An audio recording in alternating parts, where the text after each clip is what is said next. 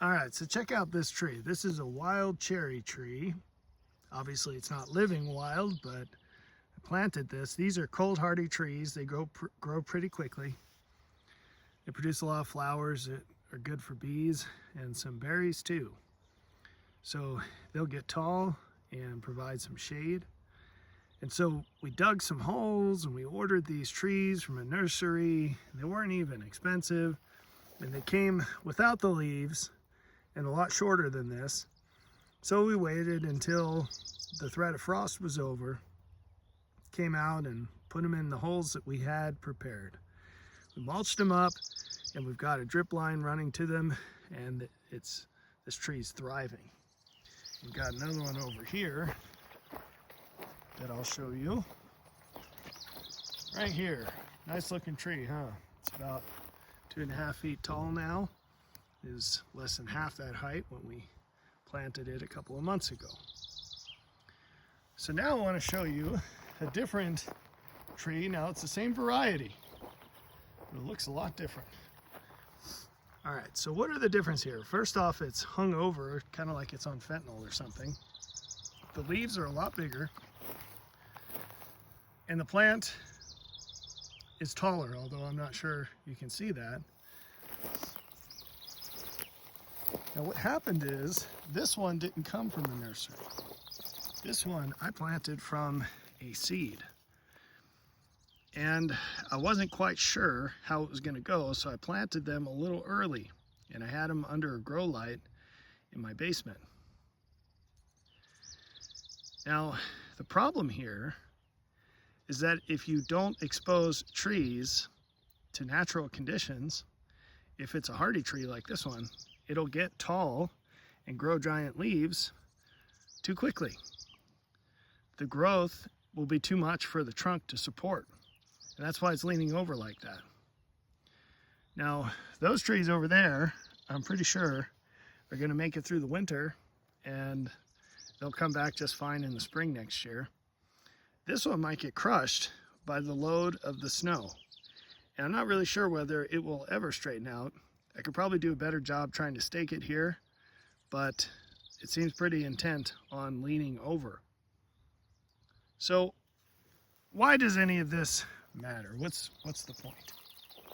Well, there are an awful lot of things in life that work just like these trees, and there are lessons we can pull out and apply. So maybe the most obvious to my mind is how we raise children. You see,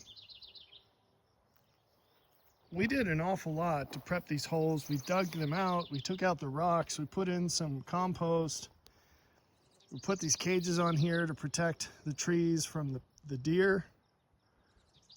But we also, obviously, exposed these trees to natural conditions. They're not shaded, so they're exposed to the sun, they're exposed to the wind, and so on. They're out here at night when it's cool. We helped them out with water because it doesn't rain enough here, but we didn't provide every single little thing that this tree needs. These trees were provided every single thing that they need. And what happened? It made them weak. Now they had the signs of growth. They had a tall trunk, lots of branches, and much larger leaves than the other trees. But all of that was just short-term gain because it didn't last in the real world. Here we are in the real world. And now, even though this tree has all of the protection from deer, the water line, the prepared hole, the mulch, and so on, it's not thriving like the one that was exposed to all of that at the proper time. The sun, the wind, the cool nights, and so on. You see, there's a time and a place to expose children to the challenges of life. And parenthood isn't a game of maximally entertaining your kids or just giving them all the things that they want or protecting them from every single little challenge in life.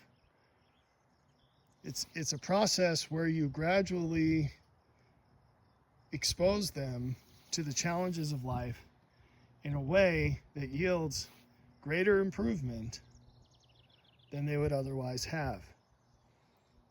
So if these trees had been planted out from seed right here, and we took this cage off and we took the water away and we took the mulch out, we just planted them in the native soil, not de-rocked soil with compost added, well, the tree wouldn't get very far. It would die very young.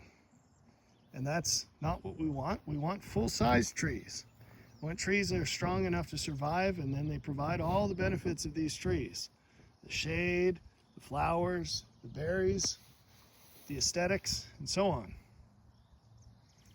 So you have to think about, now zooming out from the specifics of kids, you have to think about what your long-term goals are with whatever it is that you're doing. And it's not enough to have short-term progress. You want the long-term result. And it's not a good idea to grow trees or kids in your basement because they won't get exposed to the challenges of life and they won't grow properly. And they'll never get to the point where they will be as strong and successful as children that were exposed to the right things at the right time. That is a helicopter coming to do some kind of fire suppression. So we'll check it out.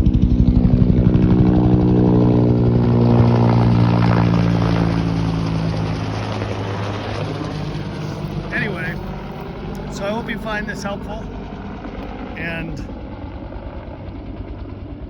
I hope you can think of ways to apply this in your life, whether you have kids or not, whether they're grown or not. There's so many things in life where we make the mistake of thinking that the task is to make it as easy as possible. That's never the goal.